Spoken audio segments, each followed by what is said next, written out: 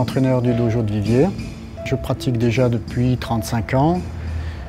J'ai un cursus dans les arts martiaux qui est assez diversifié puisque j'ai fait ma recherche de mon côté dans différents milieux, donc notamment des styles chinois, coréens, Viet Vo Dao, Taekwondo, etc.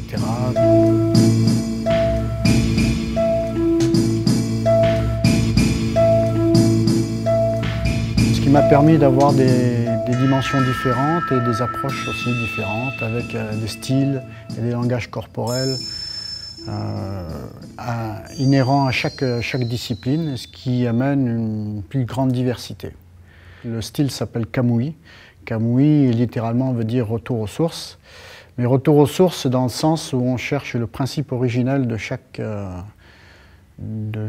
mouvement, dans le sens où le langage pour chaque technique est différent. Il faut savoir que ceux qui ont élaboré ces techniques ou ces technologies, ce sont toujours les survivants des champs de bataille.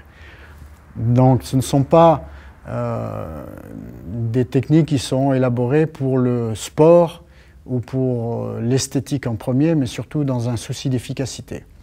La pratique du Kamui concerne à peu près toutes les personnes, il n'y a pas de restrictions. Il est évident que, comme c'est une recherche un petit peu plus profonde, où on va élaborer un peu la technologie, mais aussi on va essayer de faire quelque chose qui ne nous coûte pas. Quand je dis ne coûte pas, c'est qu'il n'y aura pas de dépense d'énergie. On essaiera de produire la force sans dépenser beaucoup de physique, j'allais dire de force. Il ne suffit pas de transpirer pour avoir dit « j'ai bien pratiqué ». La plupart du temps, c'est au contraire reconsidérer les choses et dire « bon, si je veux pratiquer bien, il faut que je puisse pratiquer longtemps. Et pour pratiquer longtemps, il faut s'économiser ». Ici, sur le dojo de Viviers, nous avons des cours de Kamui qui sont destinés aux enfants, donc public enfant. Comme je l'ai dit tout à l'heure, c'est plutôt des formes ludiques où on va faire découverte, notion de situation dans l'espace, adversité, prise de conscience du danger, apprendre aussi à ne pas faire mal, parce que c'est là quand on commence à savoir que telle technique ou telle technique peut faire mal, donc prendre conscience et éviter de faire mal aux autres. Donc ça, c'est une dimension qu'on va leur inculquer dès le départ, sous forme de jeu. Par contre, après, donc, au niveau des adultes, on va utiliser beaucoup plus de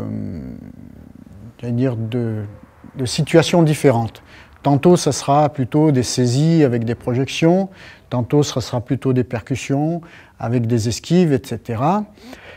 Et tantôt aussi, on va utiliser des bâtons, des sabres ou des nunchakus. Donc la dimension arme, main nue, il y a une complémentarité, même en sachant que l'arme, c'est toujours le prolongement de la main. Pendant que l'autre coupe, vous, normalement, vous effacez et vous rentrez. Et c'est pour ça que, pour libérer ici, il faut que le corps plonge légèrement en avant. On va travailler, par exemple, l'apprentissage du kata.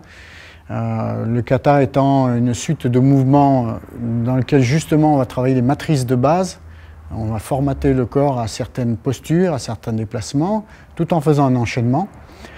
Et donc à partir de là, on va aussi travailler la façon de donner un coup de pied, ou de faire une esquive, ou de faire une parade, ou de pouvoir faire une contre-attaque. Pour compléter cet enseignement, nous avons le Tai Chi Chuan. Donc pour ma part, ça fait déjà une trentaine d'années que je pratique le Tai Chi Chuan. Donc j'ai vu plusieurs versions, Chen, Yang, Sun, et donc celle que j'ai adoptée maintenant, c'est, je veux dire, un tai chi un petit peu plus martial, donc Chen Pangling, qui a été élaboré il y a à peu près une soixantaine d'années. En travaillant lentement, puisque c'est la particularité du tai chi, on va pouvoir donner plus d'informations.